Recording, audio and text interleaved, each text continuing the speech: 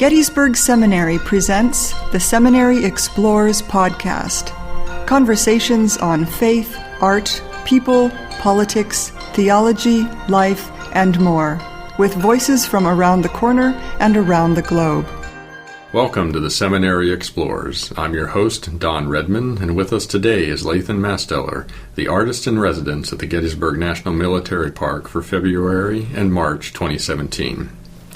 His residency is sponsored by the National Parks Arts Foundation and the Gettysburg Foundation. Lathan has the distinction of being the first resident artist in this program whose medium is virtual reality and augmented reality. Welcome to the Seminary Explores, Lathan. Hey, Donald.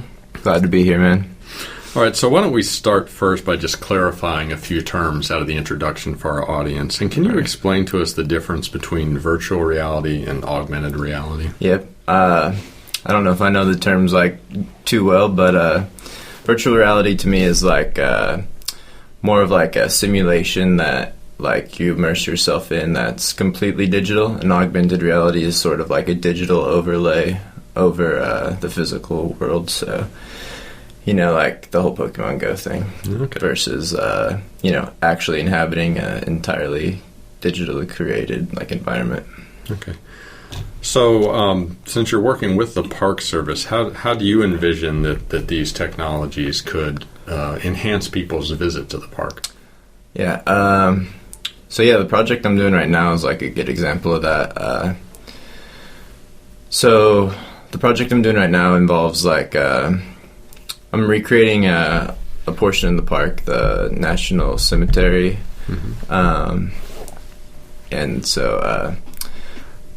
I'm recreating the cemetery, and the Soldiers Monument seems to be the place where people suspect Lincoln gave the Gettysburg Address. I did some research on that. It's kind of obscure where he actually gave it, but that seems to be the focal point of it.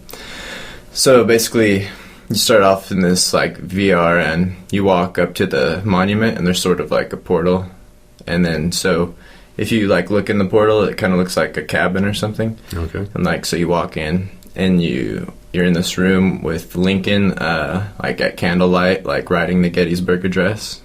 So you get this first person experience of him actually taking the time to write it. Okay. And so he's got one hand on the Bible, and he's writing it. Heard he was a pretty religious guy, so I thought that'd be cool to incorporate. And then so in the cabin there's another portal, so you go through that and you're back where you started, but you're in 1863, so it'll be black and white. The monument won't be there, but everybody will be there for the Gettysburg Address. So it'll be you basically traveled back in time, and you can watch Lincoln give the Gettysburg Address. So back to your question, I think these technologies it's almost like a documentary or something, but instead of just that separation of you watching it on the screen, you can actually be immersed in the moment that you're trying to get across to people. So. Okay. All right. So, are there any drawbacks maybe to using this kind of technology versus a real life experience, or maybe there's benefits over it, which I'm not sure which way that might go? Yeah, there's definitely positives and negatives. Since I'm making all my VR stuff by myself, there's a lot of corners I have to cut, because I have to be the animator. I have to get all the models. I have to compose all the sounds and stuff. So in terms of visuals, nothing's ever gonna match up to the real world. I don't, it could be 100 years in the future. I don't think technology will ever be able to recreate the actual world. So, and it could keep there's just term in VR called suspending disbelief. So the more the technology advances, the more they'll be able to suspend disbelief. So you're even more and more fooled that you're actually there. Okay. So, but yeah, an advantage of VR would be like I said, the whole time travel, and you don't have to play by the rules of gravity or anything like that. So okay, yeah, you can really do whatever you want there.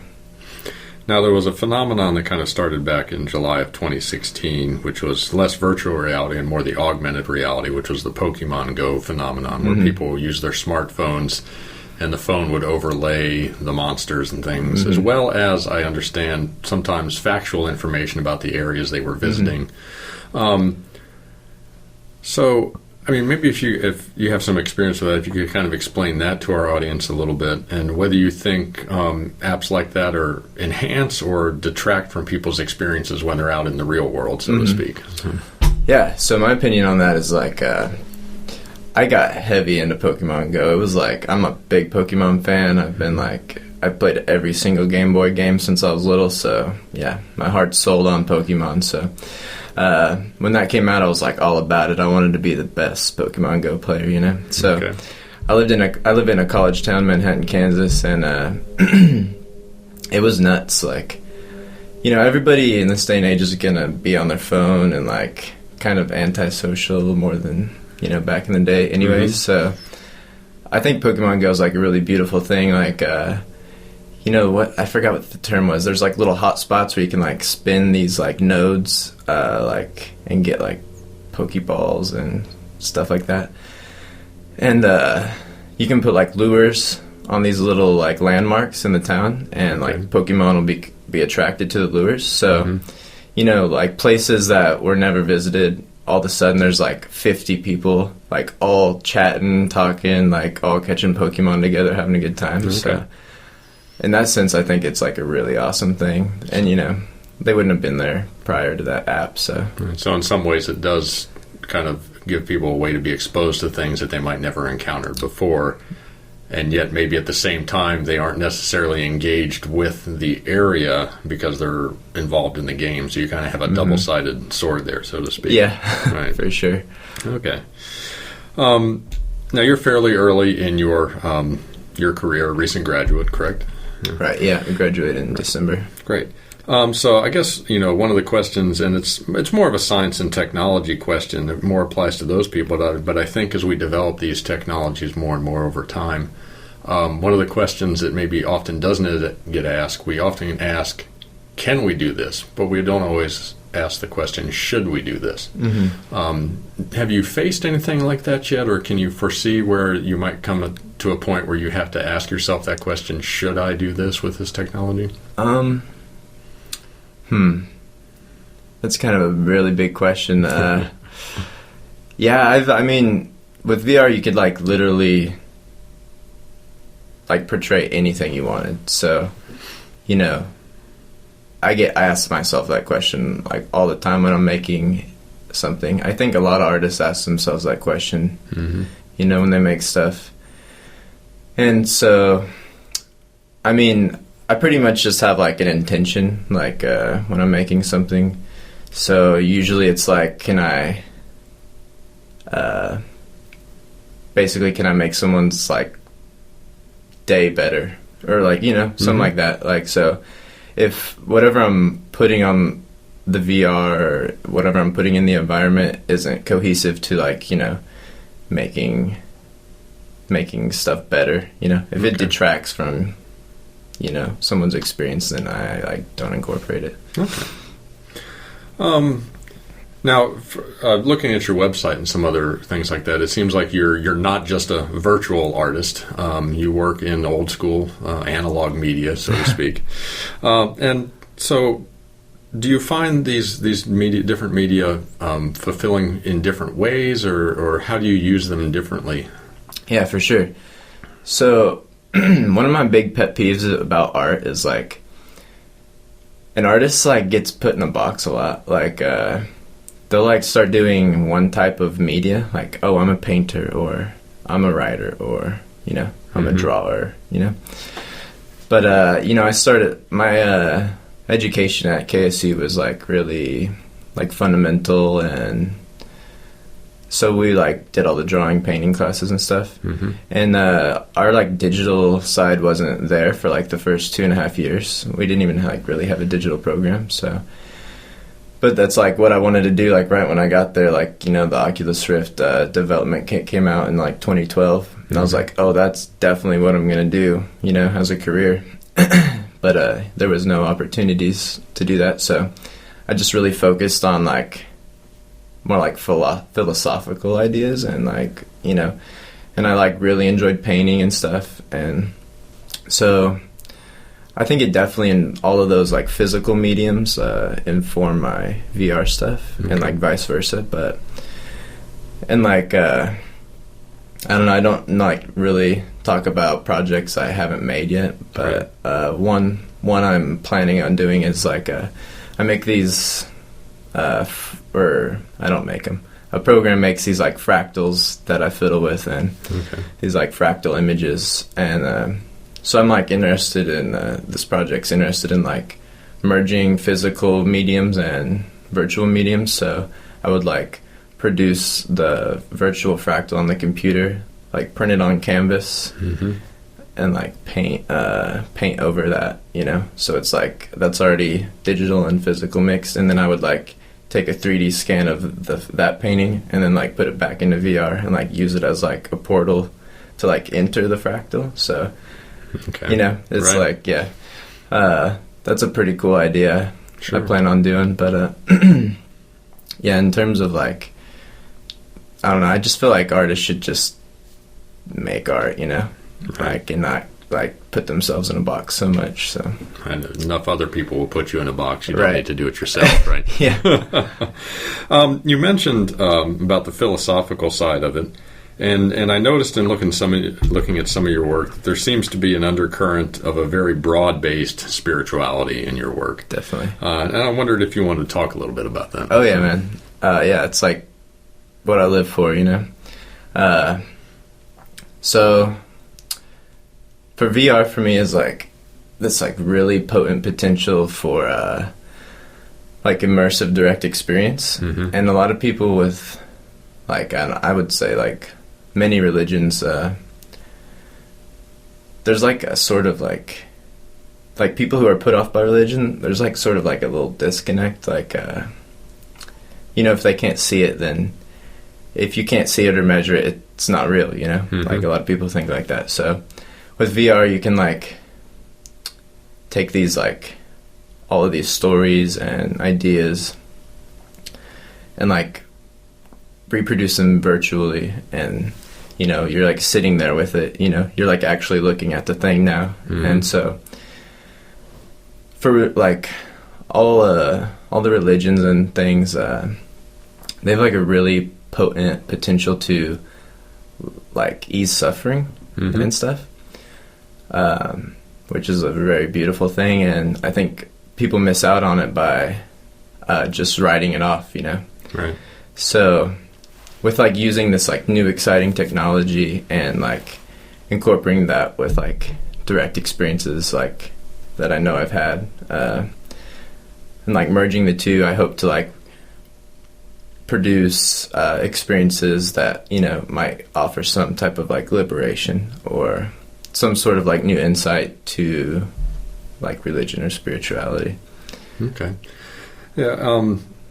And there seemed to be a not an insignificant number of death references in some of your thing. There was one of them you talked about the Tibetan Book of the Dead, as well as you had a statement that death is the universal circumstance we all have in common. Yeah. Which I found, you know, very truthful, I guess, for lack of a better word. How does that play into your work? So yeah, I mean, you know, we're like the only species who's aware that we're gonna die someday, and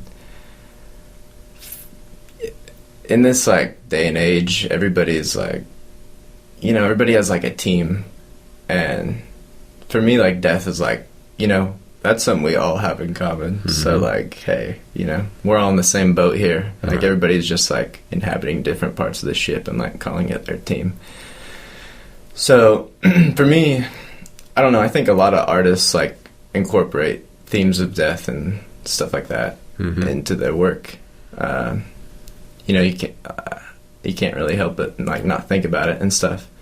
And so death and like, you know, religion and the spiritual stuff like go hand in hand. You know, they almost all speak of like that moment. Right. So yeah, I think VR has like a really good quality to it to like maybe ease like people's like angst or surrounding death, you know. And I just saw this project that they did at I can't remember the college. I think it might be Harvard or something. They created this like basically a dying experience.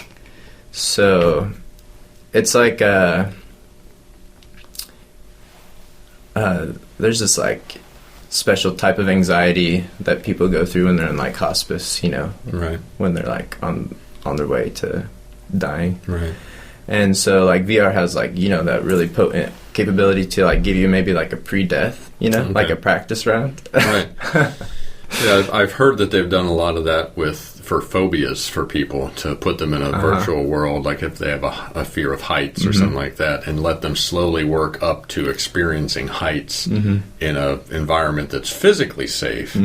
But they can learn to get over the mental fear of that. And so I guess that's kind of the same thing, except taking it to a much greater level when you're in some ways simulating death through virtual reality. Yeah, and in my BFA project, Logos, you know, you kind of start off in this like material zone, and then you know, you go through this like doorway and like everything's black and there's like a black hole. And that was like my like symbol of like, oh, this is like the part of the VR where like you kind of die metaphorically. Okay. So like if you know, persist through the black hole, you're like in this long black hallway and there's like a light at the very end of the tunnel. And if you make it to the light, then like there's like the sort of singularity, you know, like, you know, it's not like you're trapped in a dark room for eternity. It's like not like that, you know. Okay. Because that's still an experience. So yeah, and then so once you get to like the light at the end of the tunnel, you're in this like novelty chamber, like a really abstract type of thing.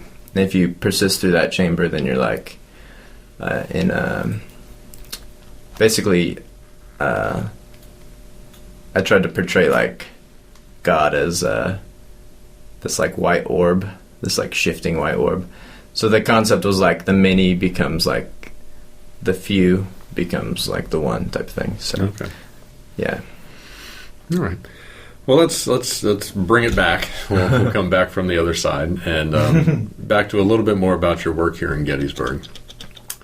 And so the project that you're working on for the park, as far as VR, virtual reality, is this going to be something where people are walked through it like a movie, or will this be something where they kind of can choose within the parameters of the program what they can do? So can they go and walk behind Lincoln and look over his shoulder and see what he's writing, or is it more a directed thing? Yeah, good question. So I deal with like thinking like about that stuff a lot when I'm making it, because like I said, since I'm like one guy making it, I have to like cut a lot of corners, and like there's a lot of stuff you don't see. So like I'm constantly like playing the level, and I'm like, oh, can they see this thing that like I can't, you know, quite cover up over there? And I'm like, you know, like a lot of making art is like kind of duct taping this like illusion, you know. And so, yeah, so in this Gettysburg address project, so I kind of have to like guide the experience by like with like visuals and, you know, doorways and stuff like that. And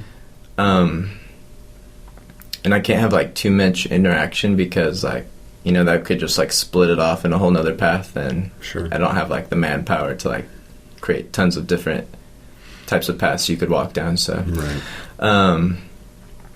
yeah, I mean, I try to like leave it kind of open-ended for exploration in some areas, but for the most part, I'm like guiding the user, and like I use like blocking volumes, like so you might like walk into an like invisible wall, and you're like, oh, I can't go that way, you know. So yeah, like I can't recreate the entire cemetery, but I can create a portion of it and like only let you in the bounds of that, you know. And it kind of seems like you're in the whole cemetery. Sure. So considering the limitations that you're experiencing now in the way that you're working, do you think you'll continue to be a kind of a solo artist, so to speak, or do you see yourself trying to work with a larger group where you would have more capabilities and more? Yeah. So I always see myself having a solo practice. Mm-hmm. You know, like the artist, you know, the solo artist, like you always have ideas that like only you want to put out there and like only you want to work on because like only you know you'll get them just right or whatever. But I would love, like absolutely love to like work for, you know, a company that makes VR stuff or like collaborate with other you know, makers that delve in this field, like, you know, anybody that would like be good at the things I'm not good at, you know? Right. So I'm not so great at the coding or like the animation stuff, but I can use programs that kind of help me out with those things, like preloaded like animations and like auto rigging skeletons and stuff like that. But like what I do think I'm good at is like just like the visual stuff in general and like kind of like the creating of the actual environment itself. Okay. So yeah, I would like definitely love to like work with other people. I just haven't like really found those opportunities yet. All right. Now I understand that on March 11th from 10 to 1, you'll at the Visitor Center. There'll be a presentation of the work that you've completed so far, right? Yep. Maybe just kind of give the listeners an idea of what that experience might be like, what they'll actually be doing when they come to see what you've done. So yeah, I'm just gonna be at the Visitor Center with like a table and a few monitors, and I'll have my Oculus Rift there and stuff. And that's a headset that people put on and wear, which Right. blocks out everything except what you want them to see. Right. So. Yep. Yeah, and it has like headphones built in and stuff. So I'm just basically gonna be sharing what I've made and with the public, and I might give a presentation depending on like the format. I feel like it'll be more like whoever just wants to use it, it'll just come up and like they'll probably just ask me if they're curious. But yeah, I'll just be at the Visitor Center. There's like a certain entrance to the museum. Like there's the lobby and then there's like a certain entrance and then you're actually in the museum. I'll be in that like circular entrance with like a table and my VR and stuff. All right, great. All right. Well, today we've been talking to Lathan Masteller, a virtual and augmented reality artist who's the February and March 2017 Artist in Residence at the Gettysburg National Military Park. And Lathan will be presenting a free showcase at the Visitor Center on March 11th from 10 a.m. to 1 p.m. Thank you for joining us today, and we wish you the best of luck on your residency. Hey, thanks, man. Thanks for having me. You have been listening to The Seminary Explores from historic Seminary Ridge in Gettysburg, Pennsylvania, a production of Gettysburg Seminary. We invite you to visit our website at www.ltsg.edu.